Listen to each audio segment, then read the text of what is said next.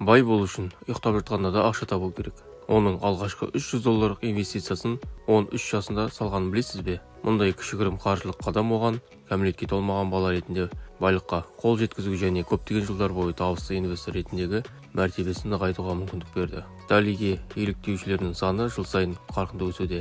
Бірақ миллионерлердің өзі оның жетістігі мүлде инвестиция доктринасына негізделмеген. Оның миының дұрыс жұмыс істеуінің нәтижесінде деп сендіреді. Миыңыз байытуға бағытталған кезде сіз басқаша ойлай бастайсыз. Біздің заманымыздың үздік кәсіпкерлеріне қараңызшы. Илон Маск, Тим Кук. Олар өнеркәсіпке билік салғандарға мүлдем ұқсамайды. Бұл адамдар жұмыс істемейді. Олардың ақыл ойы, олардың бүкіл жұмыс күні рефлексиядан тұрады, дейді Дарио. Әрине, миллионердің айтуынша, барлық адамдар миллиондарды өз қалталарына ақылмен тарта алмайды. Ол мұндай дағдыға ие болу үшін қаржы әлемінің санаулы заңдылықтарын ғана қатаң сақтау керек деп есептейді. Сіз олар туралы дәл қазір осы бейнеден біле аласыз. Миллионер жазбасы арнасына қош келдіңіз. Өміріңізге ақша тартуды үйренгіңіз келе ме? Ендеше арнаға жазылыңыз. Чарльз Роузбен соңғы сұхбаттардың бірінде миллиардер Далио соңғы бір жылдықта байлықтың психологиялық факторын зерттеуге қызығушылық танытқанын мойындады. Оның бұған Ричард Толлердің жаңа мінез-құлық экономикасы сияқты кітаптары шабыттандырды. Стив өзінің әріптесі Стивен Доблермен бірге жұмыс істеген соңғы 5 жылда қаржы әлемі оны өзгертуге мәжбүр еткен. Көптеген сілкіністерді бастан өткерді. Дәлірек айтқанда, ассимиляциялау, бизнесті инвестициялау нарығы, банк жүйесі.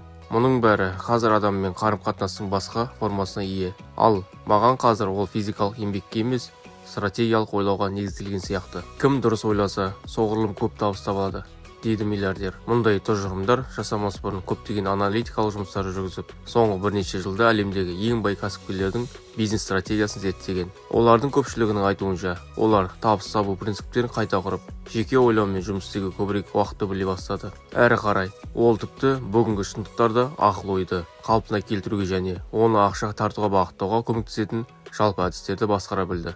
Дәл соларды миллиардер қаржы әлеміндегі баюдың жаңа заңдар деп атайды. Сіздің кітабыңызды қайта жазудың уақыты келді.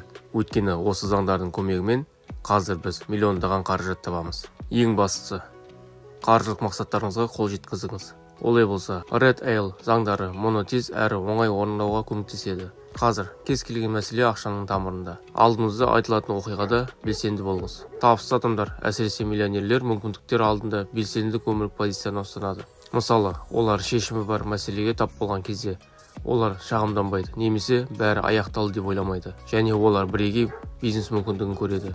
Олардан айырмашылығы, адамдардың көпшілігі пассивті әрекет етеді. Олар өмірді күтіп, не болатынын күтуде. Көбісі өзгерістерді алға тартпайды. Оны болжау былай тұрсын, көпшілігі ағынмен жүреді. Ал шындық мынада, ағынмен жүру сізді миллионер етпейді. Мәселеден немесе жағдайдан ағын жасау ақшаны қалай тартуға, әлсіздіктен бас тартуға, күшті іздеуге қатысты сұрағыңызға жауап алуға әкелуі мүмкін. Бізді әлсіз тұрмыстармен жұмыс істеу керек деп үйретті. Математикадан жақсы оқитын, бірақ жаратылыстану пәнінен емес, және оны ұнатпаса да жаратылыстану пәндерін өтуі керек. Өйткені біз жалпы білім беру керек деп есептейміз. Қазіргі миллиардердің ақыл ойының басты құпияларының бірі. Егер сіз өзіңізді көрсете алатын туа біткен қабілетіңіз бар, және барлығына назар аударуыңыз үшін сізге ақша төлеуге дайын адамдар бар. Сіз өзіңізді жоғарылатуға болатын саланы анықтаңыз. Күшті жақтарыңызға назар аудару керек, және оларды барынша пайдалану керек. Оған сіздің күш-қуатыңыз негізгі капитал. Сіздің өзіңізді бағалауыңыз. Миллиардерлер өмірге шағымданбайды. Олар өздерін жақсымын немесе қызғанышқа лайықпын деп есептемейді. Миллиардерлер өмірге шағымданбайды. Олар өздерін жақсымын немесе қызғанышқа лайықпын емес деп есептейді. Сіз өзіңізбен болған әңгімеге назар аударыңыз керек. Егер сіздің өзіңізбен диалогыңыз теріс болса, үнемі сыни болса және өзін-өзі бағалаудың төмендігін тудырса, сіз ешқашан бай болмайсыз және өзіңізге қойған мақсатқа жете алмайсыз. Ойларыңызға үстемдік етуге мүмкіндік беретін медитация әдістерін қолданыңыз. Әр күніңізде бар нәрсеге шүкір етіңіз, армандаңыз және қол жеткізгіңіз келсе, барлық нәрсені елестетіңіз. Бұл жақсы адам болуды үйрену үшін қажет. Өзіңізге қабілетті емеспін деп айтсаңыз, керісінше өз армандарыңызды орындау үшін қандай болу керек екенін өзіңізден сұраңыз. Сіз үлкен жетістіктерге жеткенде, сіздің өзін-өзін бағалауыңыз өсе бастайды. Ал жоғарғы шыққан сайын, өзіңізді бағалауыңыз сізді үлкен жетістіктерге жетуге шабыттандырады. Барлық ақылды, бай адамдар, ақымақ, кедей адамдардан басталады. Өміріңізге ақшаны қалай тартуға болатынын түсінудің бір жолы. Сіз түсінбейтін нәрсені жасау арқылы ешқашан бай болмайтыныңызды түсіну. Сіз түсінбейтін нәрсені жасамау арқылы ешқашан бай болмайтыныңызды түсіну. Миллиондарға жеткіңіз келсе, табысқа жетуді қаласаңыз, сіз бәсекелесетін саланы білуіңіз керек. Сізге оқуға, зерттеуге, бәсекелестеріңізді, тұтынушылардың нақты қажеттіліктерін білуге, немесе мүмкіндіктерді анықтауда сарапшы болуға тура келеді. Байлық қажеттіліктер мен мүмкіндіктерден пайда болатынын түсінгеннен кейін, сіз ақшаны қалай тартуға болатындығын үйренесіз, және тарту заңы жұмыс істей бастайды. Сіз осы адамдарға әсер ету үшін құндылық қосу жолдарын таба бастайсыз. Яғни, сіз одан пайда көре бастайсыз. Теріс ойлау.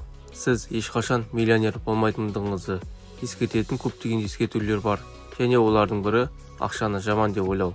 Оны амбициямен, ашкөздікпен және тіпті адамдармен байланыстыру. Ол әлемдегі көптеген зұлымдықтардың негізгі себептерінің бірі. Ақшаны қалай тартуға болады? Егер сіз онымен жағымсыз қарым-қатынаста болсаңыз, ақша туралы идеяларыңызды өзгерту және оны өмірде үлкен жетістіктерге жету құралы ретінде қарастыруға мүмкіндік беретін миллионер менталитетін дамыту.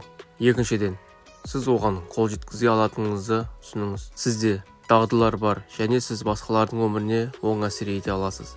Сіз мұны істегеннен кейін, сіз бай болу үшін жұмыс істеуге ойыңызды дайындайсыз. Біздің миымыз шын мәнінде қаржылық табысқа жету үшін бағдарламалануы мүмкін. Шағын компьютер екендігімен дауласу қиын деп ойлау арқылы бай болу, бұл жай ғана байлыққа жету құралы екенін түсінуіңіздің маңыздылығын көрсетеді.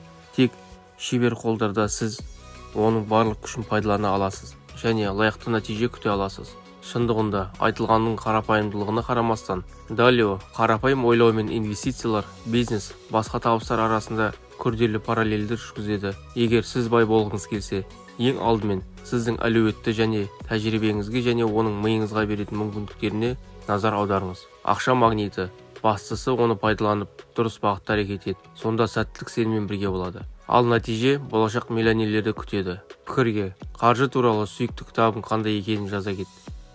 Сіз миллионер жазбасымен бірге бай қуатты болыңыз.